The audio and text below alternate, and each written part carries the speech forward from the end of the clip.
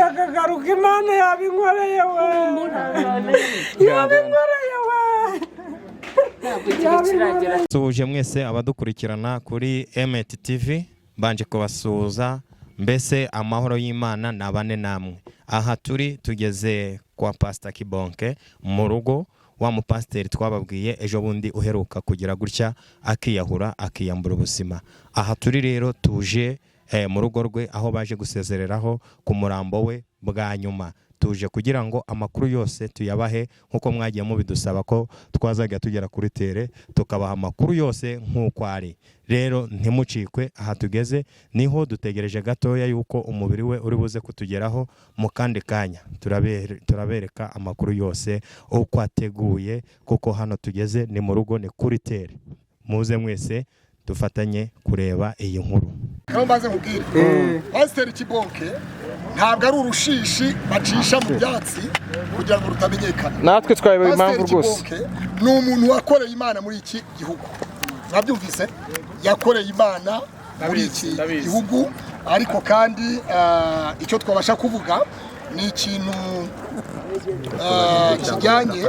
Reka turabanza twumve abaturage baravuga iki, ubuhe buhamya bari butange.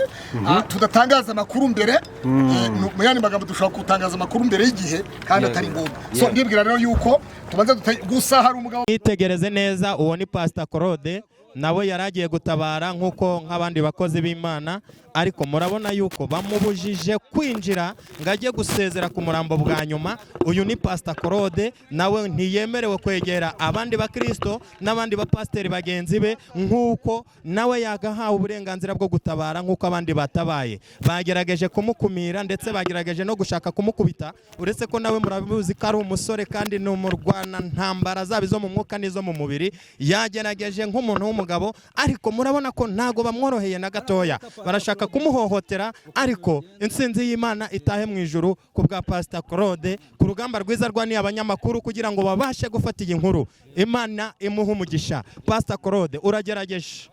Pastor Claude rwose nawe baramubwiye ati va hano ntago tugukene. Ariko kandi reka tubanze dutegereze twumve n'iki kiza kuva kuko wakoreye Imana barakoreye Imana. Mwabibonye mwese itangazamakuru hano, ariko kandi turebe mu gusezera biragenda bite. Itangazamakuru koko baraheza itangazamakuru barabitangaje, barikura amavideo, barikura amafoto, barikura iki byose, ibyo byose twarabibonye. Ariko kandi navuga ngo mu by'ukuri ni umugabo wakoreye Imana. Urabona ko abantu baje kumushyingura, baje ari benshi mu buryo bumwe cyangwa se ubundi. Reka tubanza twumve ubuhamya buhagaze bute, amakuru ateye ate, ubuhamya bwiwe buhagaze bute, ese byagenze bite. Aha rero umudamu wiwe n'abana biwe bageze kuri moruge i Masaka gufata umubiri.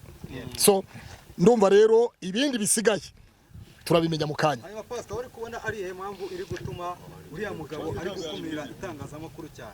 Jewe ntabwo ndabimenya, mu kanya nibwo tuza kumenya impamvu badakeneye itangazamakuru, niba kuko batarikeneye nibwo tuza kumenya. Ntabwo twatangaza ibintu mbere y'igihe, haribyo tuza gutangaza nyuma yuko tumaze kubona ko itangazamakuru ritemewe.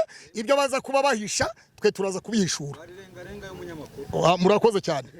Ariko turimo turibaza impamvu abantu batangiriye itangazamakuru kugira ngo rikamere uyu mukozi w'Imana kandi tuzi neza yuko yayikoreye. Turibaza impamvu.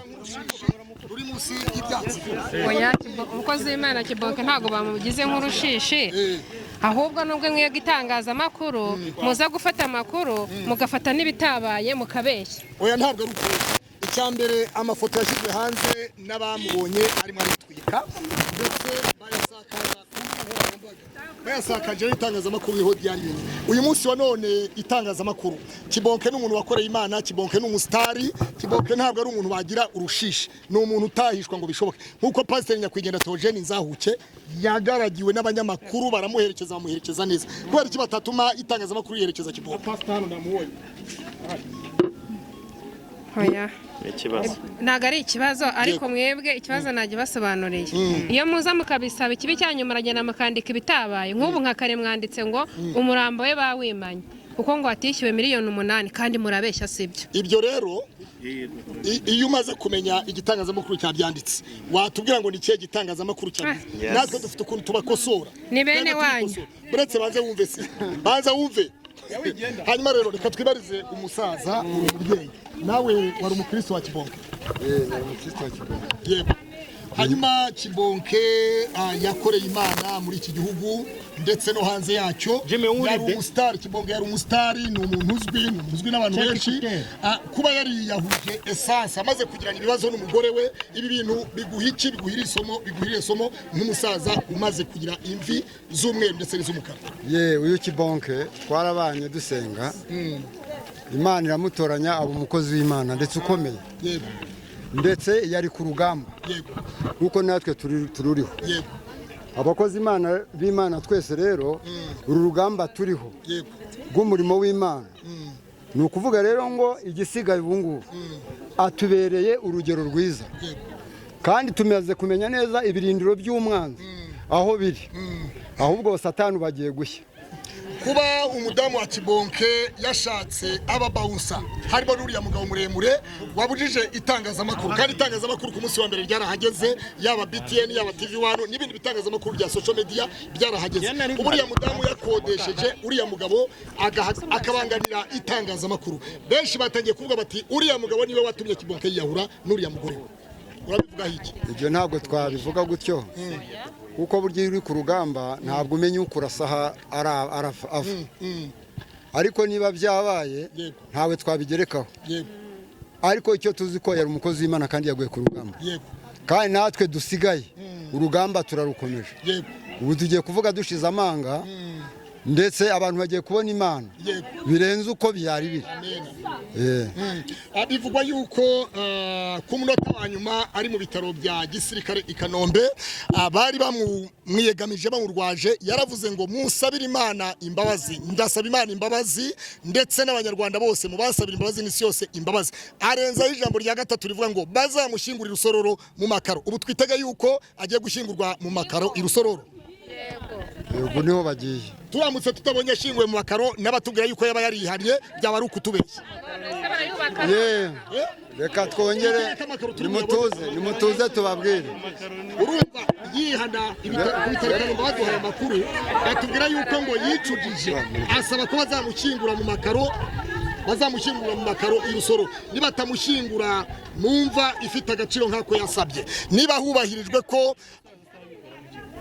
tuvuga turi mu itangazamakuru wowe ufite icyo ubikora bitubwira gusa ikintu kimwe nababwira ibyo kwihana ubundi Yesu yapfiriye ibyaha byacu byose nta na kimwe ibyaha byacu byose yarabyikoreye ku musaraba bambanwa ku giti bivuze ngo nta cyaha afite yego papa hari igihe bivugwa kenshi ko uno mudamu mu rusengero wenda bafite ukuntu bamufata cyangwa imibanire yanyu na nyakwigendera cyangwa uyu mudamu yari imeze ite mu rusengero hagati y'umudamu n'umugabo gusa icyo nababwira cyo ni kimwe kwizera no kujya mu ijuru ntabwo tubibirebera mu mibereho y'abantu n'abandi ahubwo tureba kwizera umuntu afite ariko imbuto zirakonta imbuto ni ijambo ry'Imana riri muri we umudamu wemwe mubanye gute mu itorero imbere indani nicyo tubaza uyu mudamu wa nyakwigendera mu itorero arabaduhaye amakuru avuga ko yateranyaga abantu yawajya kugira mbese ngo atarameze neza mu bantu we bimeze bite mu mibanire yanyu mu itorero uwo mudamu we ndamuzi naramuyoboye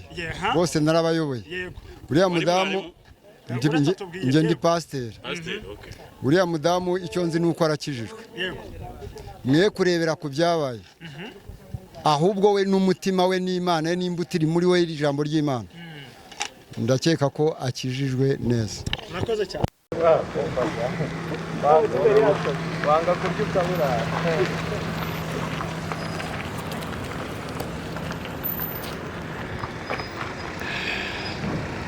ubu niwe kameramani wabo uko bayitekera umugore ntabwo kwigaragaza ko yateze agatanga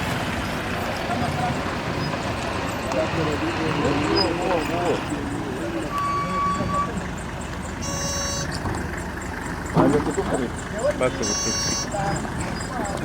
bamanutse ahubwo tumanuke bakamukura mu tutarahagera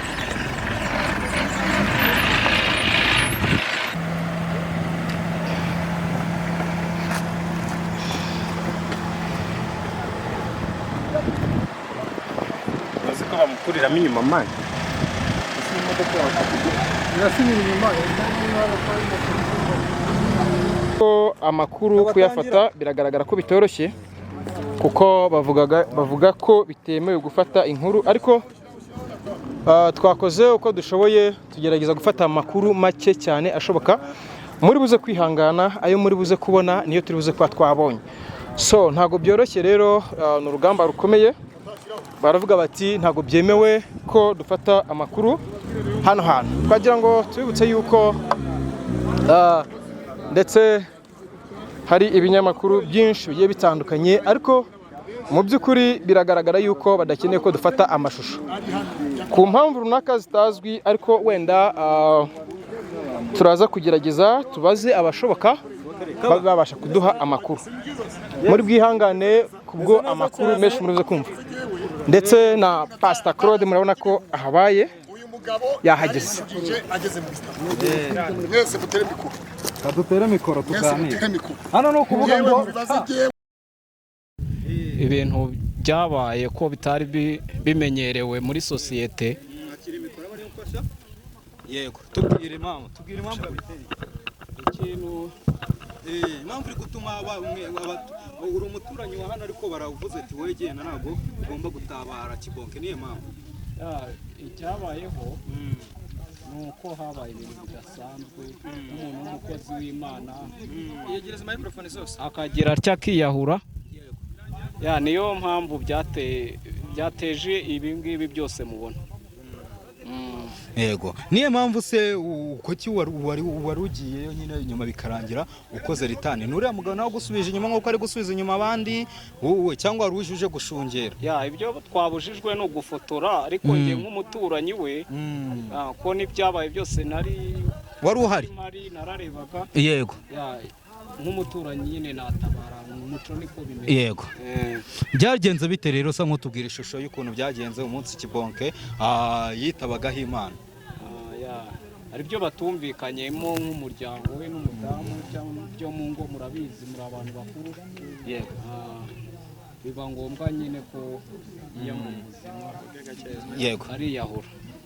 ukabona ariyo mpamvu rero umugore bamuhishe urabona ko umugore we bamuzanye bamuhisha igitambaro cy'umutuku ubona ariyo mpamvu bamuhishe ariko bakanahitamo kumuhisha n'igitambaro cy'umutuku ni uko abantu batabifata kimwe hari abafata ko ngo ari we watumye apfa abandi bakamureba nabi nyine nk'abanyamuryango b'umugabo n'abakristu ba Kibonke ko yari pasiteri n'ibintu nk'ibyo. yego sawa urakoze reka nkushimire ni ibibazo byonyine nashaka kukwibariza reka dukomeze murabona